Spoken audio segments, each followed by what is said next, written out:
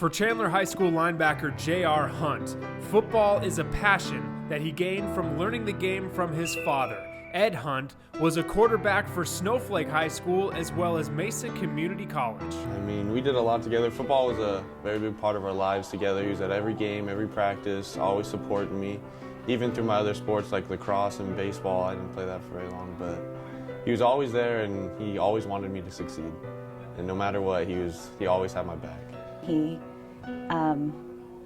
expected a lot out of JR. And I think the one thing, you know, if you want to know the truth, in the very beginning, he fought me to put JR in Pop Warner. He didn't want him there because he knew that once he tasted the blood and hit somebody, that would be the love of his life, and that's kind of how it happened. In August of 2012, a week before the start of JR's junior season, an unexpected tragedy occurred. His father had died of a sudden heart attack that he sustained while on a fishing trip. I saw my brother-in-law and my sister-in-law coming up the steps, and I thought, well, that's really strange. It's only 6:15. They shouldn't be here. And then as I walked through the door, you know, my brother-in-law told me I needed to sit down, and I knew something was wrong. And my first thought was he was hurt. And then as he kept telling me, you need to sit down, I knew that it was bigger and it was more. And I kind of left the room because I knew something big was going to happen, and I wasn't sure if I was ready for it or not.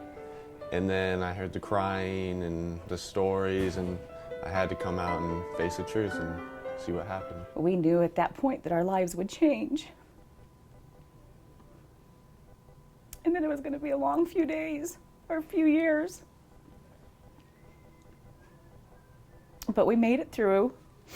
Then one of the first people I called was Coach Guano, because I knew that JR would need them.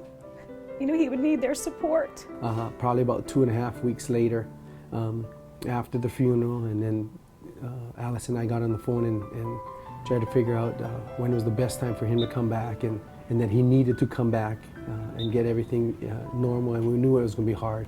Yeah, we kind of just talked about how, like, it was going to be hard. Like, they knew it was going to be hard and it was going to be tough, but I had to do it and I had to get through it, and it helped a lot, like, coming back to school because of all the support. And I mean, it was cool to just feel the love from everybody at Chandler High.